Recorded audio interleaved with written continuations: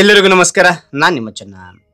ಈ ಒಂದು ವಿಡಿಯೋದಲ್ಲಿ 6ನೇ ತರಗತಿ ಸಿರಿಗನ್ನಡ ಪ್ರಥಮ ಭಾಷಾ ಕನ್ನಡ ಪಠ್ಯ ಪುಸ್ತಕ ಪರಿಶುದ್ಧ 2024 ಭಾಗ 2 ಪುಸ್ತಕ ಇದು.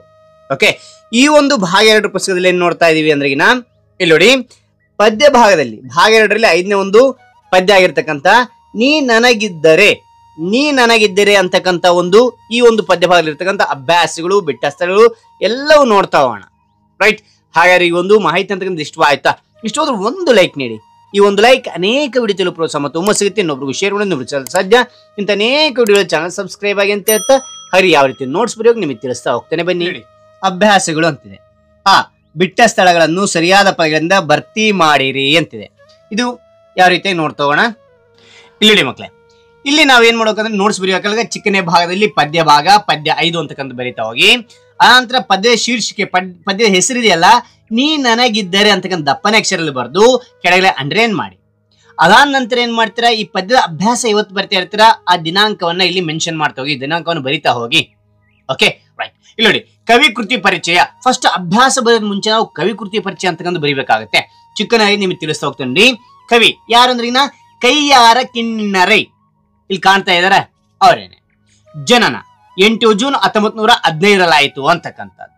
ಓಕೆ, ಅನಂತರ ಜನ್ಮಸ್ಥಳ ಕಾಸರಗೋಡು ಜಿಲ್ಲೆಯ ಕೈಯಾರ ಗ್ರಾಮದಲ್ಲಿ ಇವರ ಜನನ ಆಯಿತು ಅಂತ ತಿಳಿಬಹುದು. ವೃತ್ತಿ ಏನ್ ವೃತ್ತಿ ಅಂದ್ರೆ ಶಿಕ್ಷಕರಾಗಿದ್ರು, ಸಾಹಿತಿ ಆಗಿದ್ರು, ಪತ್ರಿಕೋದ್ಯಮಿ ಆಗಿದ್ರು, ಹಾಗೂ ಸ್ವಾತಂತ್ರ್ಯ ಹೋರಾಟಗಾರರು ಇವರಾಗಿದ್ರು ಅಂತಕ್ಕಂಥದ್ದು. ನಂತರ ಇವರೊಂದು ಕವನ ಸಂಕಲನ ನೋಡಿ, ಶ್ರೀಮುಖ, ಐಕ್ಯಗಾನ ಅಂತಕ್ಕಂಥದ್ದು, ಗಂಧವತಿ, ಓಕೆ, ಅನ್ನದೇವರು ಮತ್ತು ಇತರ ಕಥೆಗಳು, ಸಣ್ಣ ಕಥಾ ಸಂಕಲನಗಳು ಇವರು ರಚಿಸಿದ್ದಾರೆ, ಬರೆದಿದ್ದಾರೆ ಅಂತ ನೋಡಬಹುದು. ಇವರೊಂದು ಪ್ರಶಸ್ತಿ ಮತ್ತು ಗೌರವ ಇಲ್ಲಿ ನೋಡಿದ್ದಾರೆ. ಕರ್ನಾಟಕ ಸಾಹಿತ್ಯ ಅಕಾಡೆಮಿ ಪ್ರಶಸ್ತಿ ಇವರಿಗೆ ಬಂದಿರತಕ್ಕಂಥದ್ದು, ನಾಡೋಜ ಪ್ರಶಸ್ತಿ ಬಂದಿರತಕ್ಕಂಥದ್ದು. ಇವರು ಗೌರವ ನೋಡಿದ್ದಾರೆ. 67ನೇ ಅಖಿಲ ಭಾರತ ಕನ್ನಡ ಸಾಹಿತ್ಯ ಸಮ್ಮೇಳನದ ಅಧ್ಯಕ್ಷರಾಗಿ ಕೂಡ ಇವರು ಕಾರ್ಯನಿರ್ವಹಿಸಿರ್ತಕ್ಕಂಥದ್ದು.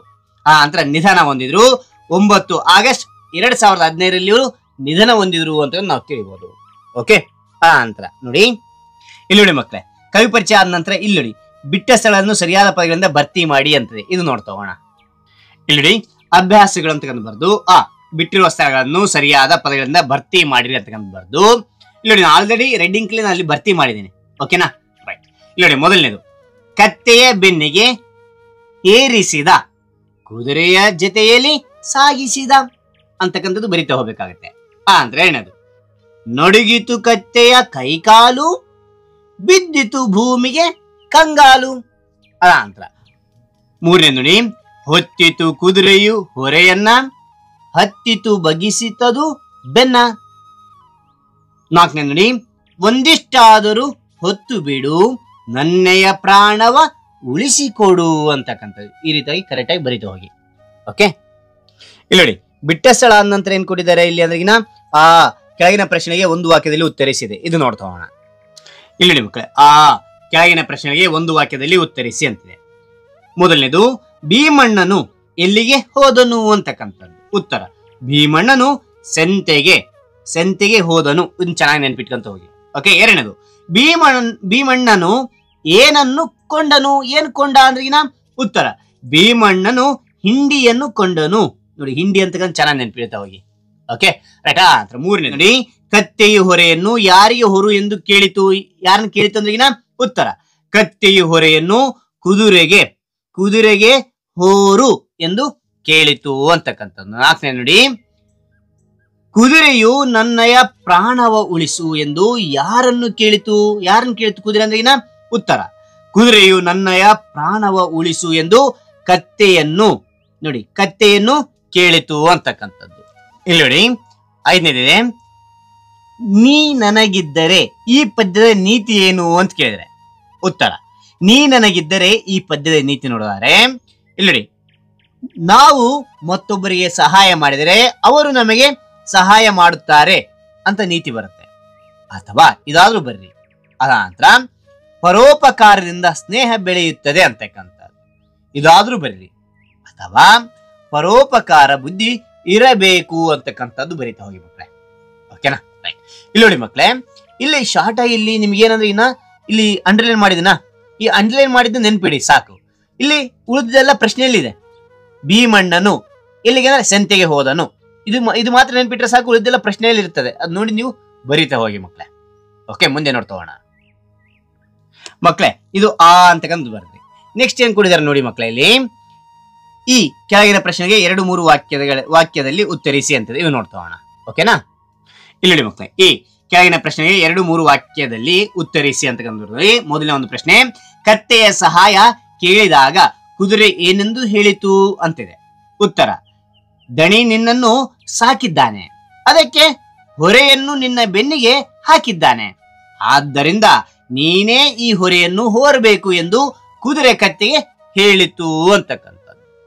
ಅದಾದ ನಂತರ ಎರಡನೇ ನೋಡಿ ಏನ್ ಕೊಡಿದರೆ ಇಲ್ಲಿ, ಕುದುರೆಯು ಕತ್ತೆಯನ್ನು ಏನೆಂದು ಬೇಡಿಕೊಂಡಿತು. ಹೆಂಗ್ ಬೇಡಿಕೊಳ್ತು ಅಂತಂದ್ರಿಗಿನ ಏನೆಂದು ಬೇಡಿಕೊಳ್ತು ಅಂದ್ರಿಗಿನ ಉತ್ತರ, ಗೆಳೆಯ ದಯವಿಟ್ಟು ಸ್ವಲ್ಪ ಭಾರವನ್ನು ಹೊತ್ತುಕೊಂಡು ನನ್ನ ಪ್ರಾಣವನ್ನು ಉಳಿಸು ಎಂದು ಕುದುರೆ ಕತ್ತೆಯನ್ನು ಬೇಡಿಕೊಂಡಿತು ಅಂತಕ್ಕಂಥದ್ದು.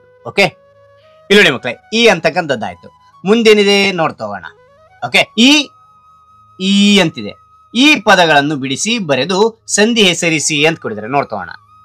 ಇಲ್ಲಿ ನೋಡಿ, ಈ ಅಂತಕ್ಕಂಥದ್ದು, ಈ ಪದಗಳನ್ನು ಬಿಡಿಸಿ ಬರೆದು ಸಂಧಿ ಹೆಸರಿಸಿ ಅಂತ ಕೊಡಿದ್ರೆ ಹೌದಿಲ್ಲ. ಮೊದಲನೇದು ನಿನ್ನುಪಕಾರ. ನೋಡಿ, ಇದನ್ನ ಬಿಡಿಸಿ ಬರೆದಾಗ ನಿನ್ನ ಪ್ಲಸ್ ಉಪಕಾರ, ಇದು ಲೋಪ ಸಂಧಿ ಅಂತಕ್ಕಂಥ ಆಗತ್ತೆ. ಸಂಧಿಗಳ ಬಗ್ಗೆ ಆಲ್ರೆಡಿ ವಿಡಿಯೋ ಮಾಡಿದೆ, ಲಿಂಕ್ ಡಿಸ್ಕ್ರಿಪ್ಷನ್ ಇದೆ, ಅಲ್ಲಿ ಕ್ಲಿಕ್ ಮಾಡೋಕೆ ಆ ಎಲ್ಲ ವಿಡಿಯೋ ನೋಡಬಹುದು ಅಂತ ಹೇಳ್ತಾ ಮುಂದೆ ನೋಡ್ತೋಗೋಣ. ಎರಡನೇದು ಒಂದಿಷ್ಟಾದರೂ ಅಂದ್ರೆ ಇನ್ನ ಒಂದು ಇಷ್ಟಾದರೂ ಅಂತಕ್ಕಂಥ, ಒಂದು ಪ್ಲಸ್ ಇಷ್ಟಾದರೂ, ಇದು ಲೋಪ ಸಂಧಿನೇ ಇದು. ಅಂತ ಮೂರನೇದು ನನಗಿದ್ದರೆ, ನನಗೆ ಪ್ಲಸ್ ಇದ್ದರೆ, ಇದು ಲೋಪ ಸಂಧಿ ಅಂತಕ್ಕಂಥದ್ದು. ನಾಲ್ಕನೇದು ನಮ್ಮೊಳಗೆ ಅಂದ್ರಿಗಿನ ನಮ್ಮ ಪ್ಲಸ್ ಒಳಗೆ, ಇದು ಲೋಪ ಸಂಧಿ ಅಂತಕ್ಕಂಥದ್ದಾಗುತ್ತೆ.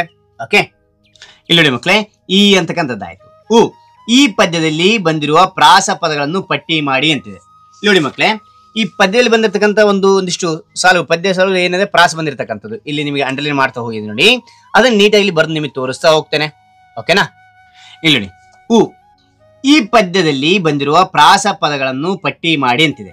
ಓಕೆ, ಹೇರಿಸದ, ಸಾಗಿಸದ, ಕೇಳಿಸಿತು, ಚಾಲಿಸಿತು, ಹಾಕಿದನು, ಸಾಕಿದನು, ನಡಿ, ಹಿಡಿ, ಹೊರೆಯನ್ನ, ಬೆನ್ನ, ನಿನಗೆ, ನಿಮ್ಮೊಳಗೆ, ಹಿಗ್ಗಿನಲಿ, ಸೊಕ್ಕಿನಲಿ, ಕೈಕಾಲು, ಕಂಗಾಲು ಅಂತಕ್ಕಂಥದ್ದು. ಓಕೆ, ಇಲ್ಲಿ ಮಕ್ಕಳೇ, ರು ಅಂತಿದೆ. ಅಂಕಣದಲ್ಲಿರುವ ಅಕ್ಷರಗಳನ್ನು ಹೇಗೆ ಬೇಕಾದ್ರೂ ಎಲ್ಲಿಂದ ಬೇಕಾದ್ರೂ ಉಪಯೋಗಿಸಿ 50ಕ್ಕಿಂತ ಹೆಚ್ಚು ಶಬ್ದಗಳನ್ನು ಮಾಡಬಹುದು. ನೀವೆಷ್ಟು ಮಾಡಬಲ್ಲಿರಿ?